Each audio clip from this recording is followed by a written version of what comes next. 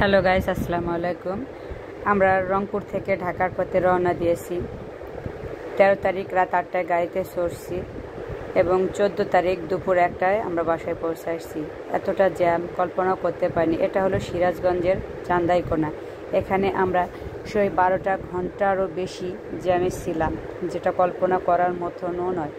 এতটা জ্যাম, গাড়ি এক পা চলে, আবার মনে করেন 2-3-4 ঘন্টা দাঁড়িয়ে যায়। এখানে কোনো খাবার, কোনো ভালো ব্যবস্থা নেই, কোনো কিছু নেই। শুধু চতুর্দিকে গাড়ি আর গাড়ি, 4 লেনেই শুধু গাড়ি। কোনো দিকে জ্যাম ছাড়ার কোনো একটু যে বিন্দুমাত্র চিহ্ন আছে, শান্তির কোনো রেখা নেই। শুধু দেখেন জ্যাম আর জ্যাম।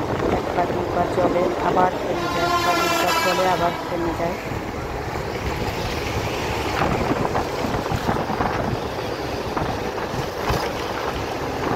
এখানে দেখেন কতটা কাছে থেকে দেখেন, ওই লাইনে শুধু যেটা ঢাকা থেকে রংপুরগামী পথটায় কীরকম জ্যাম।